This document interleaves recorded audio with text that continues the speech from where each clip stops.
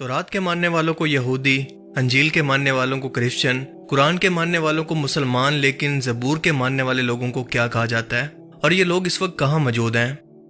हम सभी लोग जानते हैं कि अल्लाह ने 4 आसमानी किताबें मुख्तलिफ औकात के अंदर अपने पैगम्बरों पर नाजिल की, जो कि तरतीब के लिहाज से तौरात, ज़बूर, अंजील और कुरान मजीद हैं।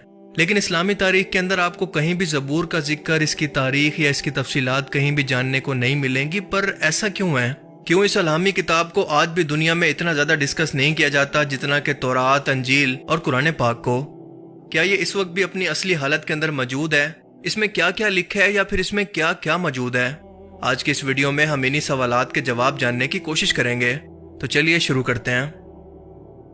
ज़बूर हज़रत दाऊद अलैहिस्सलाम पर नाजिल होने वाली किताब थी, जिसे समझने से पहले इसके नज़ूल का वक्त और इसकी ज़रूरत को समझना इंतहाई ज़रूरी है।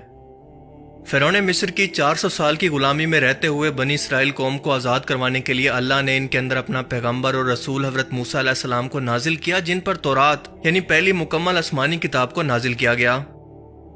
हज़रत मूसा अलैहिस्सलाम बनी इसराइल कौम को मिस्र से निकाल कर एक बहुत बड़े सराय सीना पार कराते हुए फ़लस्तीन ले गए, जिसकी तफसीलात कुरान मजीद के अंदर मौजूद हैं। इस सराय सीना के रास्ते के अंदर कोहे तूर पर तौरात को नाजिल किया गया। सराय सीना के अंदर 10 लाख के करीब बनी इसराइल की आबादी को मनो सलवा खाने को मिला। बादलों ने सरा की धूप से इनको बचाने के लिए इन पर साया किए रखा। पहाड़ों से पानी के चश्मे जारी हुए। हज़रत मूसा अलैहिस्सलाम का ज़माना 1500 कबले मसीह यानी आज से 3500 साल पहले का बताया जाता है, या फिर हज़रत ईसा अलैहिस्सलाम की पैदाइश से 1500 साल पहले का। इस वक्त फ़लस्तीन के अंदर मुशरिकीन की हुकूमत थी। हज़रत सुमूएल अलैहिस्सलाम, जो कि अल्लाह के नबी और पहले इसराइली बादशाह थे, उन्होंने काफ़ी अरसा तक बनी इसराइल पर हुकूमत की, और जब वो बूढ़े हो गए तो उन्होंने अल्लाह के हुक्म से तालूत को इनका बादशाह मुकर्रर किया। और इस वाक़े का जिक्र कुरान करीम के पारा नंबर 2 में सूरह बकरा की आयत 245 से 252 के अंदर मिलता है।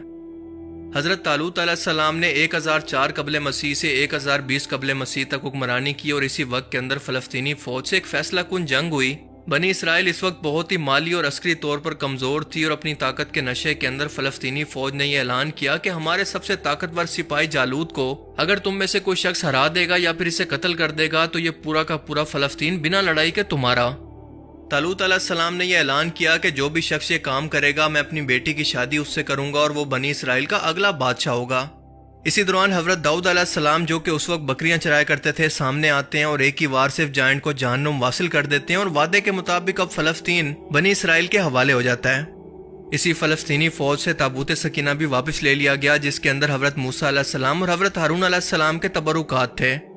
हज़रत तालूत अलैहिस्सलाम की वफ़ात के बाद हज़रत दाऊद अलैहिस्सलाम बनी इसराइल के बादशाह बने और फिर बैतुल मुक़द्दस के अंदर अपना दारुल हुकूमत कायम किया, जिसका नाम है हिब्रून। अब तक बनी इसराइल के अंदर शरीयत अल्लाह का कानून तौरात ही था, और हज़रत दाऊद अलैहिस्सलाम ने पहली बार बनी इसराइल कौम या फिर यहूदी कौम के लिए बाकायदा तौर पर एक इबादतगाह कायम करने की शुरुआत की। इससे पहले यहूदियों के अंदर बाकायदा तौर पर किसी इबादतगाह का तस्वुर मौजूद नहीं था। यहाँ पर ताबूत सकीना को भी लाकर रखा गया, और यह नाम इसलिए रखा गया क्योंकि यह हज़रत दाऊद अलैहिस्सलाम की ज़िंदगी के अंदर तामीर नहीं हो सका, बल्कि आपके बेटे और अगले पैगम्बर हज़रत सुलेमान अलैहिस्सलाम ने इसे तामीर किया, जिनके नाम की मुनासबत से इसे हैकल सुलेमानी कहते हैं। अब क्योंकि बनी इसराइल कौम के पास किताब भी थी, इबादत का तस्वुर भी था, लिहाजा हज़रत दाऊद अलैहिस्सलाम की ज़िंदगी में इन पर ज़बूर नाजिल हुई, जिसका लफ्ज़ी मतलब है टुकड़ा।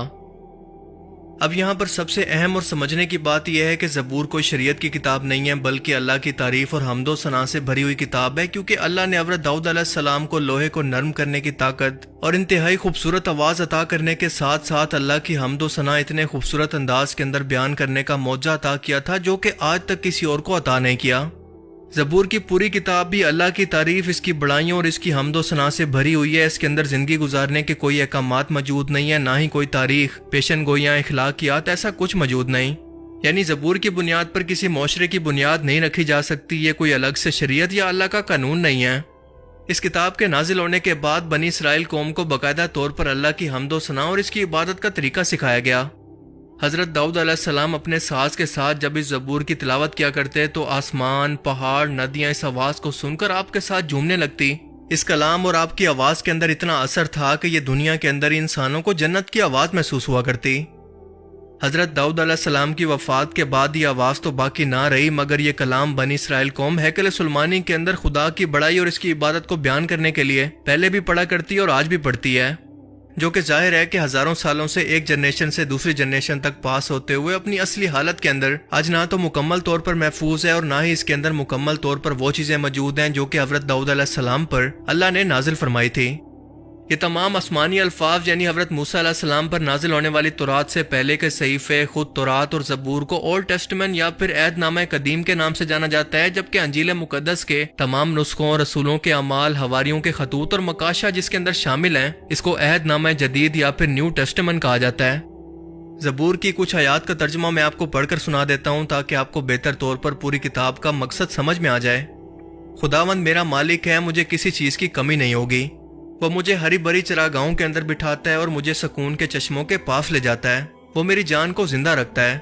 وہ مجھے اپنے نام کی خاطر سچ کی راہوں پر لے چلتا ہے، چاہے موت کی کسی وادی سے میرا گزر ہو تو بھی میں کسی بلا سے نہیں ڈروں گا، کیونکہ تو میرے ساتھ ہے۔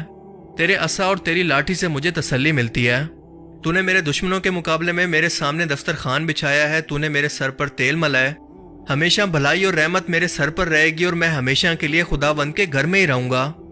پوری زبور اسی طرح سے اللہ کی حمد و ثنا پر مشتمل ہے، اسی لیے زبور کو شریعت کے طور پر ماننے والا کوئی بھی شخص دنیا کے اندر موجود نہیں، اور نہ ہی اس کا ذکر ایسی آسمانی کتاب کے طور پر ملتا ہے جو کہ کسی ایک فرقے کا قانون ہو، کیونکہ اللہ کی تعریف اور اس کی حمد و ثنا تو دنیا کا ہر ایک مذہب اور اس کا ہر ایک فرقہ کرتا ہے۔ یہ سب کی کامن زبان ہے جس پر کسی کو کوئی اعتراض نہیں۔ حضرت داؤد علیہ السلام اور سلیمان علیہ السلام کے بعد بنی اسرائیل قوم جادو ٹونے، سود خوری، ظلم اور تورات کی آیات کو پیسے اور اپنے فائدے کے بدلے میں جب بدلنے لگے تو ان کی اصلاح کے لیے انہی میں سے ایک آخری پیغمبر عیسیٰ علیہ السلام بھیجے گئے، جن کی شریعت بھی تورات ہی تھی، اور ان پر جو کتاب انجیل مقدس نازل ہوئی اس کا موضوع تو تزکیہ نفس، اخلاق کی اصلاح اور حکمت کا بیان ہے، کیونکہ یہود کے علماء کے اندر اس وقت جو بگاڑ موجود تھا وہ اخلاقی طور پر تھا۔ اسی لیے تورات کی باقی تمام شریعت کو بالکل ویسے ہی رکھا گیا، لیکن انجیل کی صورت کے اندر کچھ احکام اللہ نے نازل کر کے ان کی اصلاح کی کوشش کی، لیکن ان لوگوں نے عیسیٰ علیہ السلام کو بھی جھوٹا کہہ کر ان کا بھی انکار کر دیا۔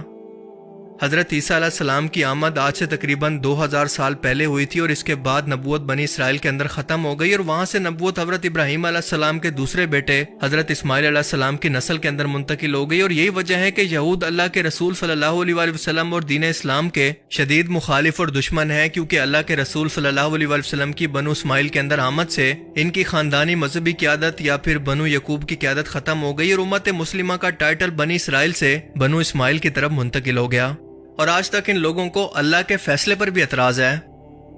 اللہ تعالیٰ ہمیں سمجھنے کی اور نیک عمل کرنے کی توفیق عطا فرمائے، آمین۔